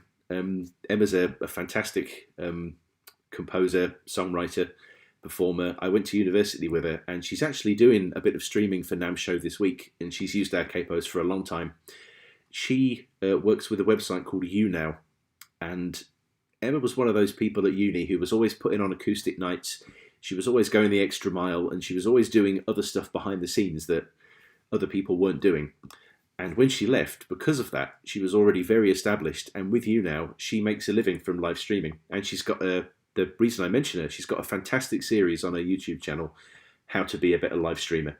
And Emma doesn't have any ego to speak of. She's very good at what she does. She's very, very friendly, and she'll answer questions if you have them. And it's all free. You just have to go on there, and she'll give you tips on sound cards, on lighting, on gear. You don't have to spend a silly amount of money to get something that looks half decent. So getting a decent setup, and I think not overdoing it as well. I mentioned John Gom earlier on. He's done 2 ticketed gigs, which I think were both pay what you want in the last year. And people don't begrudge 2 gigs in a year, because that's probably as often as they would come to your city anyway for a gig, isn't it? So that's actually realistic, and I think you get far better attendance because of that. One thing I would say is make a list of all of the companies that you play their equipment, and find out who the artist relations person is, or sometimes you can get a response through the Instagram, sometimes it'll be through an email, through the website, sometimes Twitter, but don't be too pushy. And I think, anything that you're going to share with them as, here's what I do, make sure it's something that it's really good.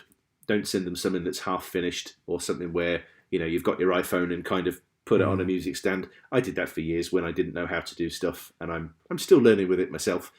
But make it as good as you can, because they'll be getting sent no end of stuff. And I think above all, being consistent with it. Don't get disheartened, just because you're not getting shares from the Gibson or Fender main page after 3 weeks. Doesn't mean they don't like you. It's just, the bigger the company is, the harder it might be to speak to someone. And I think that's an advantage that we have. I'm a person that people can talk to. And I do. I mean, if you see the number of Instagram messages and reshares we get all the time, it's a full-time job just keeping up with the social media stuff. And I could always do more. But it's one of those things that there's a lot of different things to consider, but not getting disheartened, keeping it realistic, and not overdoing it. If you wouldn't play your local venue 3 times a month, would you? So don't expect everyone to want to tune into your live stream every single night. And if you're doing them frequently, at least change the set. Change things up a bit. I agree. I was worried this week because I'm going live every day. And I was worried that, if I go live every day and people are getting... I've heard about people going live every day and their viewers getting notifications every day and unsubscribing. Yeah. So that's the first thing I thought. And I thought, well, no. I feel like if the content is relevant to the people that are subscribed, and you might pick up new subscribers as well, because everyone shares it. You might get new people. This is really tough. Like I respect everything you said, but I feel like my instinct is telling me there's not really a right way to do it. I think like you said, you need to keep the quality as high as you can. On the other hand, we can get great results with iPhones, the latest iPhone, and good lighting now, right? Yeah. But I don't know if there is like a way to do stuff. Is there like you said, keep the quality high, try to be different to other people. I don't know. You see, someone told me at NAMM 2 years ago. I asked them the same question, and they said they did email the companies all the time. They emailed them until they got a reply. But I'm assuming that it must annoy you when people, if a stranger emails you every day, I'm assuming you don't like it, right? But then maybe there's some companies where you have to do that to get noticed. I don't know. I'm just talking out loud right now, but I think you maybe got to find the balance, right? But I don't know. I don't want to sound like I'm disagreeing with what you said. I totally respect what you said. But I think the good thing about the internet is it's just a big open canvas, and you can kind of do whatever you want with it. But the flip side of that is it's a big open canvas, and there's loads of people doing live streaming and videos, and I don't know. It's tough, isn't it? It's like a new world, isn't it? This online thing. We've been forced into it. Oh, you're right. And not to contradict myself there, it might be the case with some companies that you do just need to bludgeon them. I mean, not bludgeon. Be persistent with. But when I think about it, when I started doing the music assessing, it took me 2.5 years to actually go from the start of the training to getting qualified. And there was a lot of persistence, a lot of emailing, waiting. So yeah, definitely sometimes. But I think there's a difference between being persistent and annoying. Yeah. I think it's the way that people do it. If you can say, here's a link to my press kit. It's all zipped up. You can download it. Or here are a few links. That's one way of going about it. But when it's just a case of, did you get this? Hello? Did you this? Yeah. And one thing I do find, which does make me laugh, this probably annoys people more than anything, and I don't do this on purpose. But a lot of our artists and a lot of people who use our stuff are in the States. And obviously, because we're in England, we're 8 hours ahead of the West Coast. So if I'm, filthy habit, if I'm in bed at 3 a.m, like I typically am, and someone's messaging me thinking, well, it's 7 o'clock. He was online a few hours ago. Why is he not replying? He must hate me. And I'll message back in the morning and say, no, I was just asleep. Yeah. I'll have a look at your video. Yeah. So there's That's that as well. That's the problem, isn't it? If they add you on social media and they see you're online, it's almost like dating, isn't it? Like, why didn't they reply to me? Should I wait or should I text them again? It's like it's great. It's crazy. Everything is so accessible and instant and personal now, which is wonderful in the digital world, and it's also completely invasive as well. There's definitely a downside to it. But I think what you said was key there. It's the way you do it. So I guess the person I spoke to at NAM was saying they would follow up with emails, which is a good thing. Hi, just wondering if you received the email, if there's anything else that you need, stuff like that. Is different to, why didn't you check out my last video? Or here's another one. This is awesome. This is the best playing you've ever seen. Like there's a difference in how you approach. I get. Yeah, I totally get it. And you got to find your way. Rodrigo was saying he doesn't post to social media enough. That was really my question. What do you think right now, doing the marketing, is the biggest platform? Is it Instagram? In terms of I find that Instagram is one that I've been able to grow. I think when I first started with G7th, we were at, and not that it's all about numbers by any means, it's engagement rates as well. But we were at about 6,000 18 months ago, and we're at about 11,500 or thereabouts now. Okay. Now, that's not going to take over the world, but we don't need to take over the world. We just need to have our little corner. And, there's an artist that I came across the other day, and I won't say their name. They're not one of our artists, but I went onto their Twitter, and they tagged somebody that I knew in there. And I looked at the amount of followers they had, and it was nearly 200,000. And I thought, blimey, that's a lot. But then I looked at how many people they were following, and it was nearly 200,000. Right. And so that makes me think, now I could be wrong about this, but judging from the fact that they had maybe between 1 and 3 likes on anything that they posted up, and they've got an audience of 185,000, that strikes me as someone who is just adding people and they're getting added back. And that's a dead channel. There's no point in doing that. That happens a lot. There's like robots you can pay to add.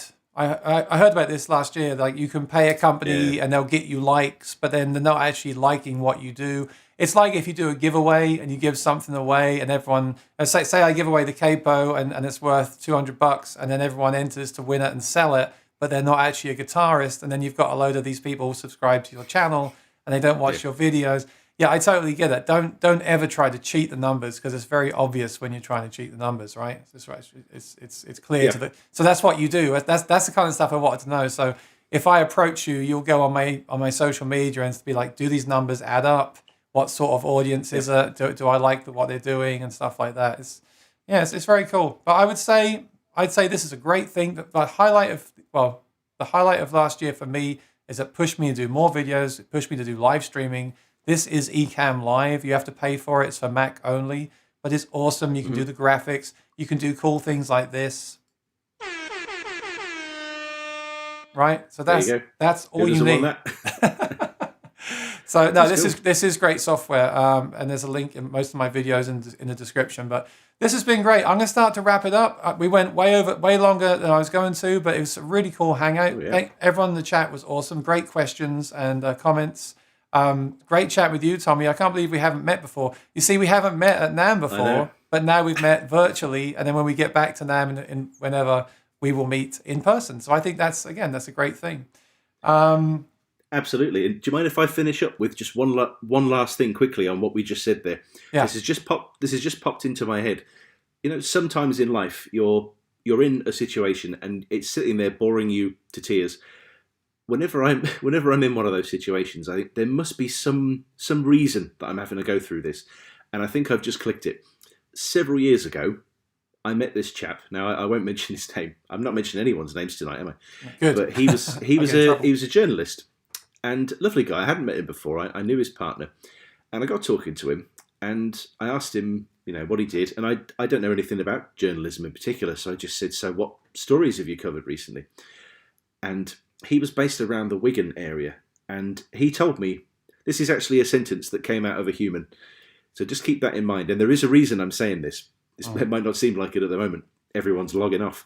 But he said, I covered the International Worm Charming Championship. And I had to I think I had to go to the bar and get something wet after that. And I just said, what on earth is that?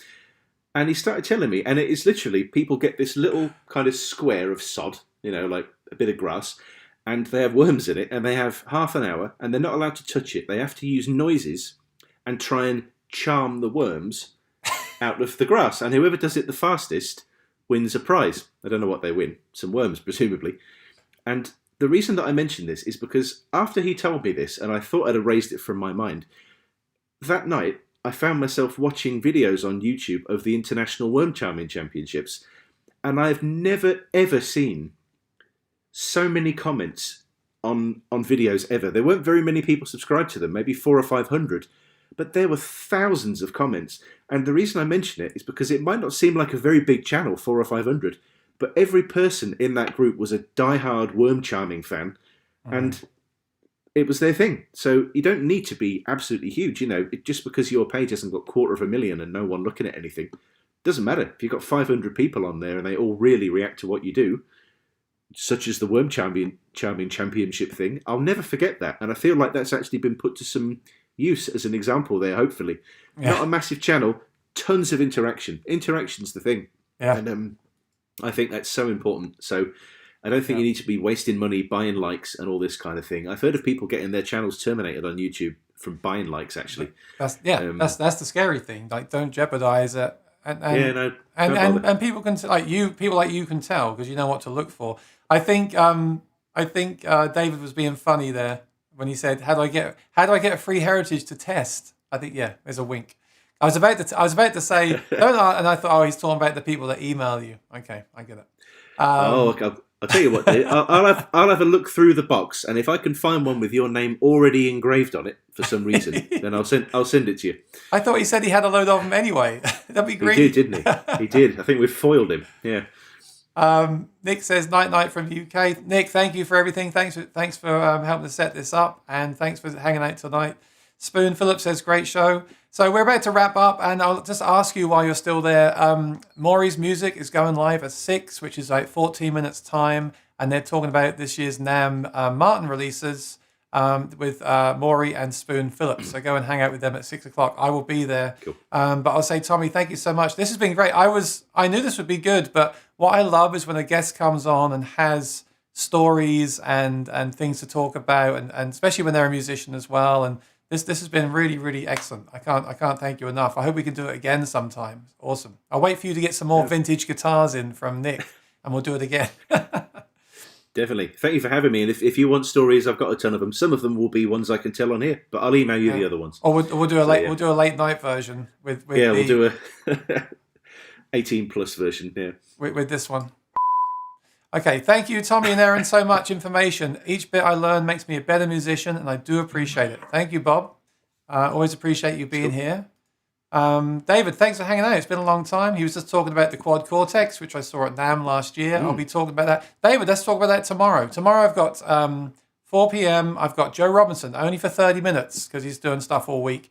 But 4 to 4:30 is Joe Robinson. It's going to be amazing. He's so good. You know who I'm talking about, right, Tommy?